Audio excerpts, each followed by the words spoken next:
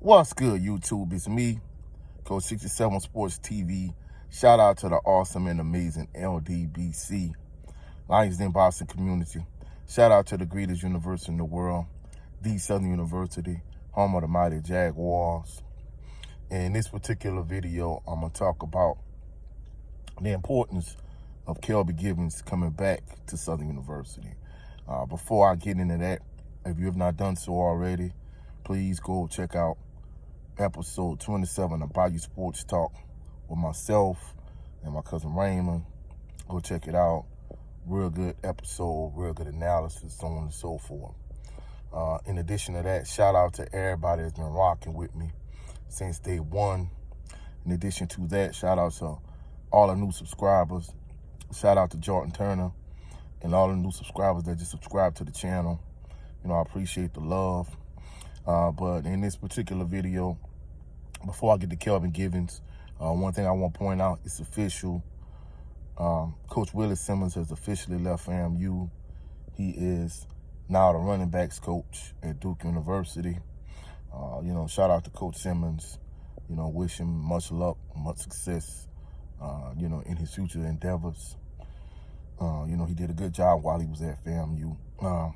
In addition to that, Texas Southern, they have not made a decision in terms of Coach Fred McNair and former Houston Texans wide receiver Andre Johnson. More than likely, it seems as if they're going to hire Coach Fred McNair. But, you know, evidently the Board of Regents for Texas Southern, evidently it needs to be a unanimous decision in terms of who they're going to select, whatever the case may be.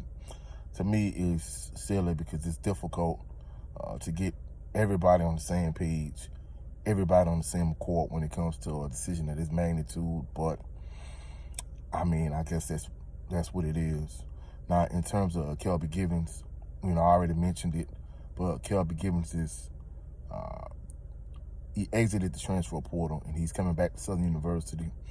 You know, this is big for Southern University. The reason being is because Southern University already has a lot of holes on their defense. I think on the front end, I think Ckelby Givens and Taj Brown, you know, having those two bookends, it really kind of made Southern University's defense, when it was at its best, as good as it was. And in addition to that, on the next level, you know, you had Jalen Campbell. You know, it's going to be difficult to replace him. On the back end, you had Jordan Carter, who made a lot of plays. You know, he's entering the NFL draft. Jalen Campbell and Jordan Carter, they both entering the NFL draft. And your best cover corner, Christian Davis, he entered the transfer portal and he went to the University of Houston. So you already have multiple holes to fill. You know, having an elite caliber pass rusher, the caliber of Ckelby Givens, he's a lot like, you know, Jordan Lewis, Kendall Shello, Joe Williams. You know, a lot of real good Southern defensive ends. He's on that level in terms of being able to rush the passer. And when he doesn't get the sacks, you know, he brings a lot of pressure to go with that. So even when he wasn't getting sacks, you know, he was bringing a lot of pressure. So it's already going to be difficult enough to replace Taj Brown and Jalen Campbell, Jordan Carter, and Christian Davis. You already have multiple holes to fill. You know, just looking at Southern University in terms of, you know, the offers they're making to different players. You know, I like the direction they are going in terms of some of the players they're reaching out to, some of the players they're offering. Now, of course, they're not going to be able to get all those players on scholarship and bring all those players into Southern University, but it seems as if they're going in a good direction. You know, I know the way things, the current state of college football is like most teams, they won't go to the transfer portal and get a lot of transfers. So, you know, one team does it, another team does it. It seems as it's, you know, if college football is just like a copycat league across college. You know, everybody wants to get, you know, players. I mean, a player that's 22, that's already graduated from the previous school that they went to, that has 2 years of eligibility left, or even 1 year eligibility left. You know, a college coach is going to bank and bet on that player before they bet on a player that's 18 that's coming from high school. Unless that player is 4-star, 5-star, is like an all-world high school caliber player, more than likely they're going to take the player that's more experienced that's more mature. So in those instances, they're going to prefer those type of players.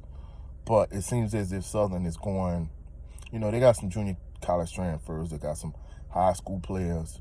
So, you know, it's going to be interesting to see, you know, how Southern University's roster comes together because, you know, even though, you know, I mentioned earlier that Coach Willie Simmons left FAMU, except for a couple of those players, most of those players are staying at FAMU. So the way things are going in the SWAC, you know, FAMU had a lot of excellent players come in as transfers.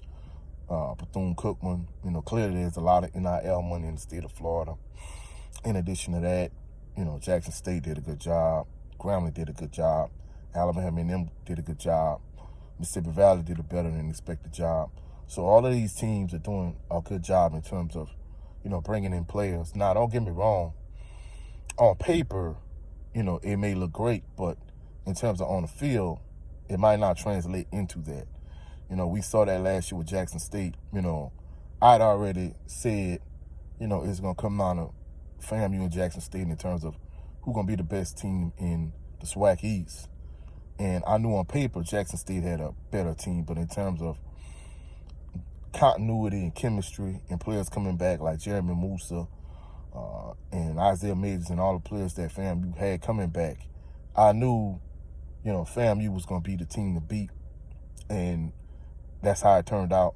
So even though, you know, FAMU and Bethune-Cookman and a lot of these other SWAC teams, even though they have excellent teams on paper, you know, the product on the field is going to remain to be seen.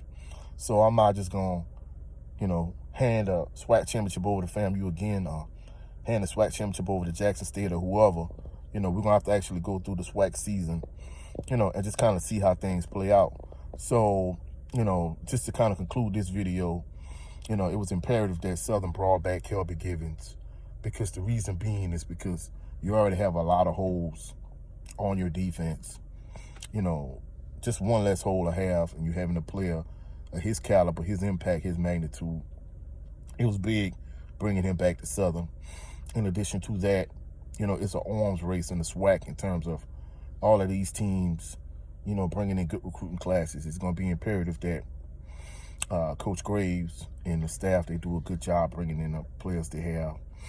Now, if you have not done so already, again, check out episode 27 of Bayou Sports Talk. Also, check out myself and my brother, Jared 11 Green, on his channel tomorrow for the Southern Baller Show. Also, check out my cousin, Ray Swink Raymond, on his channel, Ray Swink 225. Also, check out the brother, Brent Fox. Hopefully, y'all have a blessed and phenomenal evening. I'll catch y'all on the rebound. Peace and blessings.